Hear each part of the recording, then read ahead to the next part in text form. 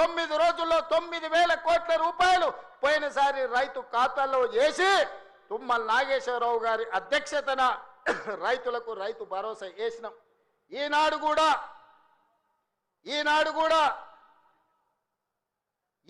కూడా రైతు భరోసాలో భాగంగా మొదటి విడతగా 3,500 కోట్లు, రెండవ విడత 2,200 కోట్లు, మొత్తం 5,700 కోట్లు ఈరోజు రైతుల ఖాతాలో రైతు భరోసా వేసి వచ్చే నెలలో ఇంకా 3,300 కోట్ల రూపాయలు రైతు భరోసా పథకంలో భాగంగా 9,000 కోట్ల రూపాయలు ఇవాళ రైతుల ఖాతాలో వేసి రైతుల కళ్ళల్లో ఆనందం చూడాలి. వ్యవసాయం దండగ కాదు, వ్యవసాయం పండుగ చేయాలని ఒక గొప్ప సంకల్పంతో ఈనాడు ఇక్కడ మనం ఈ కార్యక్రమం తీసుకున్నాం. మిత్రులారా, ఇంత మంచి పండుగ కార్యక్రమం చేసుకుంటూ రైతులను ఆదుకుంటూ రైతుల కష్టాలు తీర్చుకుంటూ సాగునీటి ప్రాజెక్టులు పూర్తి చేసుకుంటూ రైతుల అవసరాలు ఏమున్నాయో అడుగుతూ ఇల్లు తిరుగుతూ రైతులు పండించిన సన్న వడ్లను ఈనాడు పేదలకు 3,15,00,000 మంది తెలంగాణ బిడ్డలకు ఇవాళ సన్న బియ్యం, తెలంగాణ పండించిన బియ్యాన్ని ఇవాళ పేదలకు అందిస్తున్నాం. ఎక్కడైనా ఏ రాష్ట్రంలో అయినా ఈ భారతదేశంలో స్వతంత్రం వచ్చి 75 సంవత్సరాలలో నేను ఇవాళ సూటిగా సవాలు విసురుతున్నా. గొప్పలు చెప్పుకునేటోళ్ళు, జబ్బలు చర్చుకునేటోళ్ళు, తొడలు కొట్టుకునేటోళ్లకు సూటిగా నేను సవాలు విసురుతున్నా. ఎన్నడైనా కళలో కూడా మీరు పేదవాళ్ళకు సన్న బియ్యం ఇవ్వాలి. ఈ సన్న బియ్యం తల్లిదండ్రులు కన్న తల్లి తన బిడ్డకు సంటి బిడ్డకు బుక్కడు బువ్వ తినిపించే పథకం ఎన్నడైనా మీరు ఆలోచన చేసిండ్రా? మీరు గడీలలో ఉండి సన్న బియ్యం తింటుంటే, దావతులు చేసుకుంటుంటే, బిర్యానీలు తింటుంటే, పేదవాళ్లకు దొడ్డు బియ్యం ఇస్తే వాటిని తినలేక పశువులకు దానా పెడుతుంటే ఎప్పుడైనా మీకు వాళ్ళ పట్ల కనికరం కలిగిందా అని నేను అడుగుతున్నా. ఇవాళ నేను అడుగుతున్న మిత్రుల ఈ వేదిక మీద నుంచి ఒక ఆయన అంటున్నాడు, ఇంతకాలం శ్రీధర్ బాబు గారు, అట్లూరు లక్ష్మణ్ గారు అనేవాళ్ళు ఆయన పెద్ద మనిషి అని. ఇక ఆయన పెద్ద ఆయననో కాదో నాకైతే తెలియదు, కానీ ఆయన అంటున్నది ఏందయ్యా అంటే ప్రజాపాలన పోవాలి, పాపాల భైరవుడు రావాలంట. నేను అడుగుతున్న మా మిత్రులను, ప్రజాపాలన ఎందుకు పోవాలి? ఫామ్ హౌస్ల పండుకున్న పాపాల భైరవుడు ఎందుకు అధికారంలోకి రావాలి అని నేను అడుగుతున్న ఈ వేదిక మీద నుంచి. ప్రజాపాలన ఆ పెద్ద ఆయననో వాళ్ళ తాతనో వాళ్ళ ముత్తాతలో తెస్తే రాలేదు. ఈ ప్రజాపాలన వచ్చింది లక్షలాది మంది కాంగ్రెస్ పార్టీ కార్యకర్తలు త్యాగం చేసి తమ రక్తాన్ని చెమటగా మార్చి భుజాలు కాయలు కాసేలా మువ్వన్నెల జెండాను మోస్తే ఈనాడు ప్రజాపాలన వచ్చింది. నీ నెత్తి మీద దరిద్రం ఉండి నువ్వు జగిత్యాలలో ఓడిపోతే, ప్రజలు తిరస్కరిస్తే, నీకు మంత్రి పదవి ఇవ్వకపోతే ప్రజాపాలన పోవాలనా? ఇవాళ నిన్ను పెద్ద మనిషి అని మేము పిలవాలనా? పెద్ద మనిషి అని పిలిపించుకునే అర్హత నీకు ఉన్నదా అని నేను ఈ వేదిక మీద నుంచి అడుగుతున్నా. నేను అడుగుతున్నా, ఇవాళ పెద్ద మనిషిని ప్రజాపాలన ఎందుకు పోవాలి, పాపాల భైరవుడు అధికారులు ఎందుకు రావాలో నువ్వు జవాబు చెప్పాలి. నీ పదవి కోసం, నీ అధికారం కోసం, నీ ఆకాంక్ష కోసం ఆనాడు 1983 చరిత్ర వెనక్కి వెళ్ళి ఆయన పుట్టు పూర్వతరాలు పుట్టు మచ్చలు ఇవ్వాలి. ఈ వేదిక మీద నుంచి నేను చెప్పదలుచుకున్నా. ఆయన నీతేంది, ఆయన జాతేంది, ఆయన దోస్తేందో ఇవాళ మీ అందరి ముందర నేను విజ్ఞప్తి చేయదలుచుకున్నా. మిత్రులారా, 1983లో తుమ్మల నాగేశ్వరరావు గారు సజీవ సాక్షి. ఆనాడు అన్న పెద్దలు నందమూరి తారక రామారావు గారు యువ న్యాయవాదిగా జగిత్యాలలో న్యాయవాది పదవిని బాధ్యత నిర్వహిస్తుంటే పిలిచి భుజం తట్టి నీకు ఎమ్మెల్యే టికెట్ ఇచ్చి నీకు ఎక్సైజ్ శాఖ మంత్రి ఇస్తే సంవత్సరం తిరిగే లోపలనే అన్న ఎన్టీఆర్ను వెన్నుపోటు పడిచి నాదెండ్ల భాస్కరరావుతోని జట్టు కట్టిన నువ్వు నాదెండ్ల భాస్కరరావు సోపతిని వదిలి కాంగ్రెస్ పార్టీలకు వచ్చి 40 సంవత్సరాలు పూర్తయింది.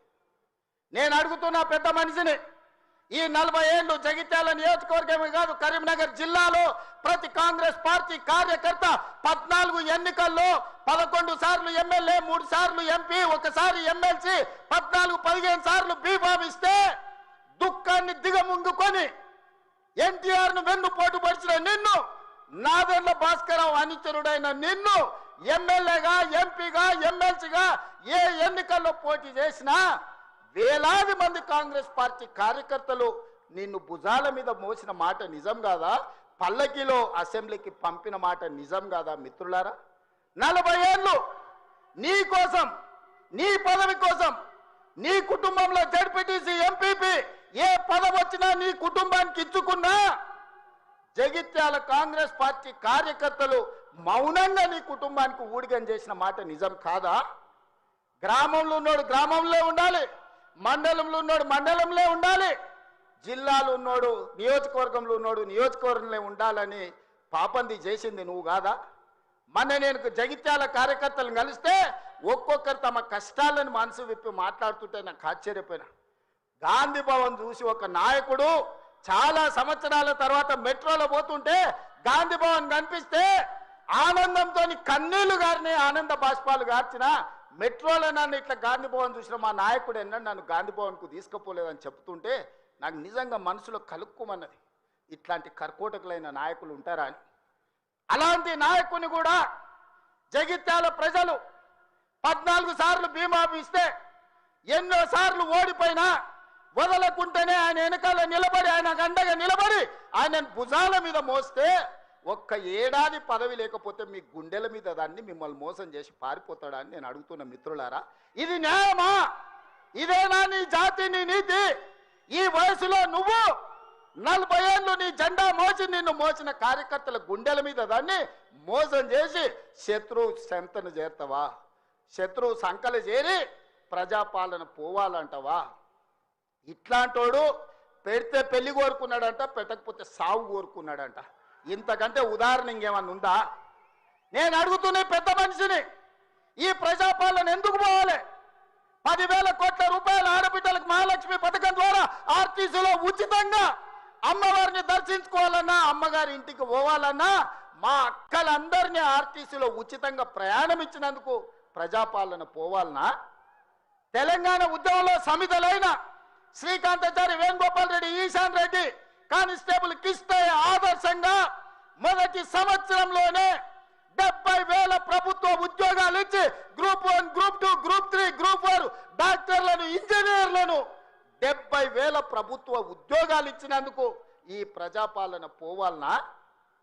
ఆనాడు ఒరేస్తే ఉరేసుకున్నట్టే అని మాట్లాడిన నువ్వు నీ ఫామ్ హౌస్లో 150 ఎకరాలలో ఒరేసుకొని 4,200 రూపాయల క్వింటాలు అమ్ముకొని నువ్వుంటే, రైతులు ఆత్మహత్యలు చేసుకుంటుంటే 8,000 కొనుగోలు కేంద్రాలను తెరిచి ఉత్తమ్ కుమార్ రెడ్డి గారు 2,58,00,000 మెట్రిక్ టన్నులు ప్రతి సంవత్సరం ఒడ్లు కొన్నందుకు ప్రజాపాలన పోవాలనా?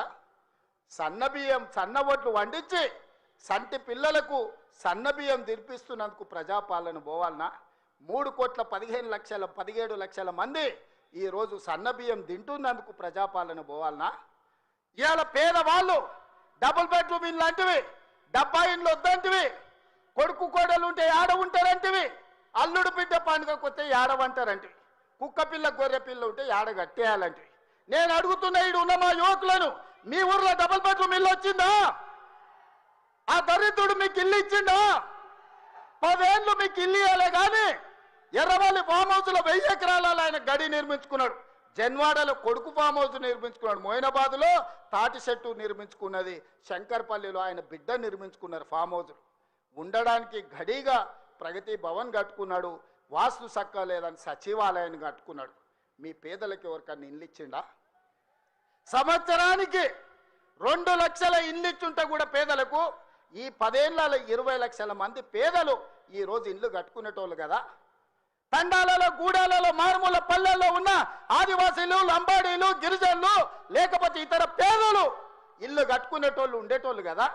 20 లక్షల కోట్లు ఖర్చు పెట్టినావు కానీ 20,000 ఇండ్లు కూడా పేదలకు ఇయ్యలేకపోయినావు. ఈరోజు 4.5 లక్షల ఇండ్లు పేదవాళ్లకు ఇందిరమ్మ ఇండ్లు ఇచ్చిన మాట నిజం కాదా? ఈరోజు మీ గ్రామాలలో ఇందిరమ్మ ఇండ్లు కట్టుకుంటున్నది నిజం కాదా? మిత్రులారా, గుండె మీద చెయ్యేసుకొని ఆలోచన చెయ్యండి. ఇలా పేదలకు 4.5 లక్షల ఇందిరమ్మ ఇండ్లు ఇచ్చినందుకు ప్రజాపాలన పోవాలనా? డబుల్ బెడ్రూమ్ ఇండ్లతో మోసం చేసిన పాపాల బైరోడు రావాలనా? ఒక్కసారి ఆలోచన చేయండి మిత్రులారా. ఇల్లే కాదు, ఇల్లాలి కళ్ళల్లో ఆనందం చూడాలని 200 యూనిట్లు ఉచిత కరెంటు ప్రతి ఇంటిలో వెలుగులు నింపినందుకు, పేదవాడి కళ్ళల్లో ఆనందం చూసినందుకు ప్రజాపాలన పోవాలనా? ఇవాళ అదే కాదు, మహాలక్ష్మి పథకం ద్వారా ఆడబిడ్డలకు బస్సు ప్రయాణం ఇచ్చినందుకు ఈరోజు ప్రజాపాలన పోవాలనా అని నేను అడుగుతున్న మిత్రులారా. మీరు ఒక్కసారి ఆలోచన చేయండి. ఇల్లు ఇస్తమే, ఇంట్లో కరెంట్ ఇస్తమే, 500 రూపాయలకు సిలిండర్ ఇస్తమే, సన్న బియ్యం ఇచ్చి కడుపు నిండా బువ్వ పెడితే, ఇందుకోసం ఈరోజు ప్రజాపాలన పోవాలనా? అంటే ఈ ప్రభుత్వాలు ధరల కూడిగం చేయాలి, గడిల ముందల బానిస బతుకు బతకాలనా అని నేను అడుగుతున్నా.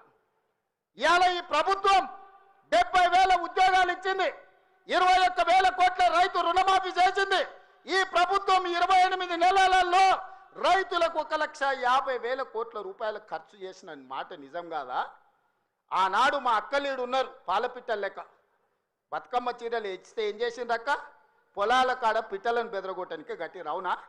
ఎన్నడన్నా ఈ తెలంగాణలో ఏ ఆడబిడ్డ అన్నా బతుకమ్మ చీరలు కట్టుకున్నారా? ఎన్నడన్నా పండుగ చేసుకున్నారా? నేను ఇవాళ మా అక్కల్ని అడుగుతున్నా, ఇందరమ్మ చీరలు మా సీతక్క మీకు పంచుతే ఈరోజు వేలాది మంది పాలపిట్టలక్క చీరలు కట్టుకొని మా తమ్ముడు వచ్చిండు, మాకు చీర పెట్టిండు, మాకు సారె పెట్టిండు, మా తమ్ముడిని ఆశీర్వదించాలని ఇవాళ వేలాది మంది మా అక్కల ఆత్మగౌరవంతో కట్టుకురు. ఈ పక్కలు ఉన్న మా సోదరులు, అమ్మో మా ఆవిడ కూడా మంచిగా అందంగా ఉందే ఏందో అనుకున్నా అని పాలపిట్ట చీరల భార్యను చూసి సంతోషపడుతున్నారు. ఇవాళ 1 కోటి మంది ఆడబిడ్డలకు 1 కోటి చీరలు ఇచ్చినందుకు, ఇందిరమ్మ చీరలు ఇచ్చి వాళ్ళ కళ్ళల్లో ఆనందం చూసినందుకు ఇవాళ మేము దిగిపోవాలనా? 67 లక్షల స్వయం సహాయక సంఘాలకు మా సీతక్క 57,000 కోట్ల రూపాయల బ్యాంకు లింకేజ్ ఇచ్చినందుకు, ఆడబిడ్డల్ని శ్రీమంతులను చేసినందుకు మేము దిగిపోవాలనా? 1 కోటి ఆడబిడ్డల్ని కోటీశ్వరులను చేయాలనే లక్ష్యం పెట్టుకున్నందుకు ఈరోజు ప్రజాపాలన పోవాలనా?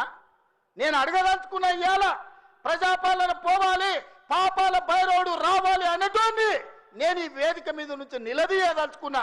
నీకు సిగ్గు శరము ఏమైనా ఉన్నదా ఈ మాట మాట్లాడడానికని? నీకు పదవి రాకపోతే ప్రజాపాలన పోవాలనా? ఇవాళ రైతులను పొట్టన పెట్టుకొని ఈ పాపాల భైరవుడు చేసిన పాపాలు మీకు తెలియదా? ఈరోజు ఎన్ని పథకాలు ఏమేమి ఉన్నాయో నేను చెప్పితే రామాయణం అంతా రాసుకుంటే భారతం అంతా అయితే పథకాల గురించి మీకు అందరికీ తెలుసు. నిరుద్యోగ యువకుల గురించి కానీ, విద్యార్థుల గురించి కానీ, ఉద్యమకారుల గురించి కానీ, మహిళల గురించి కానీ, మైనార్టీల గురించి కానీ, రైతుల గురించి కానీ, ఈరోజు దళితుల